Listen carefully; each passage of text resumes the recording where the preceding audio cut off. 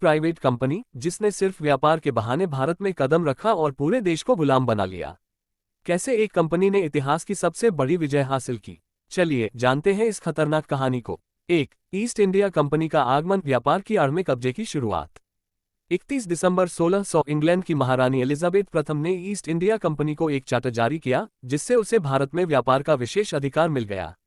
शुरुआत में कंपनी का मकसद सिर्फ मसाले, कपास और चाय का व्यापार करना था, लेकिन व्यापार के साथ साथ कंपनी को भारत के आंतरिक मामलों में दखल देने का भी मौका मिल गया। पहला बड़ा कदम, 1612 में सूरत में पहला कारखाना स्थापित हुआ। मुगल सम्राट जहांगीर से व्यापार की अनुमति मिली। व्यापार के नाम पर भारत के राजाओं और नवाबों से नजदीकी बढ़ाई गई। 2. प्लासी और बक्सर की लड़ाई, कंपनी का असली चेहरा। 23 जून 1757 प्लासी की लड़ाई में ईस्ट इंडिया कंपनी ने नवाब सिराजुद्दौला को हराया।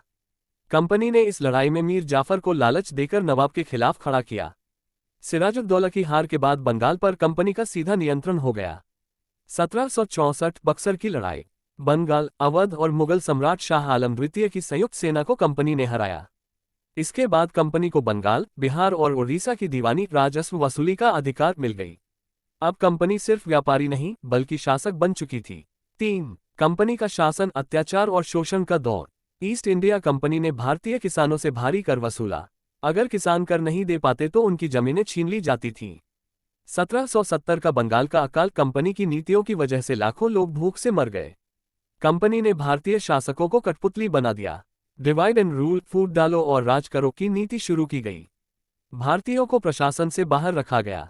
4. भारतीय विद्रोह, 1857 का स्वतंत्रता संग्राम।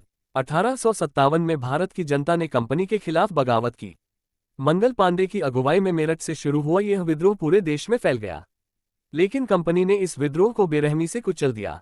1858 में ब्रिटिश सरकार ने कंपनी का शासन समाप्त कर दिया और भारत का प्रशासन सीधे ब्रिटिश क्राउन के हाथ में आ गया। 5. क्या आज की एमएनसीएस भी ऐसा कर सकती हैं? आज की मल्टीनेशनल कंपनियां एमएनसीएस भी कई देशों की अर्थव्यवस्था और नीतियों पर प्रभाव डाल रही हैं। डेटा चोरी, टेक कंपनियां लोगों की निजी जानकारियों का इस्तेमाल कर रही हैं। लॉबिंग और पॉलिसी इन्फ्लुएंस, बड़ी कंपनियां सरकारों पर नीतियों को प्रभावित करने के लिए दबाव डालती हैं। आर्थिक नियंत्रण, ग्लोबल कंपनियां कई देशों के व्यापार और संसाधनों पर नियंत्रण रखती हैं। लेकिन क्या आज की सरकारें ईस्ट इंडिया कंपनी जैसी गलती दोहराएंगी?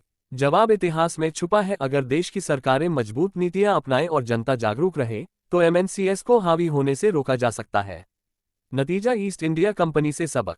ईस्ट इंडिया कंपनी ने हमें एक महत्वपूर्ण सबक सिखाया, किसी भी बाहरी ताकत को देश की नीतियों और शासन पर नियंत्रण नहीं करने देना चाहिए। आज की दुनिया में आर्थिक आज़ादी और राजनीतिक संप्रभुता की रक्षा करना ही सबसे बड़ी चुनौती है। तो सवाल उठता है, क्या हम इतिहास से सबक लेंगे या फिर से वही गलती दोहराएंगे?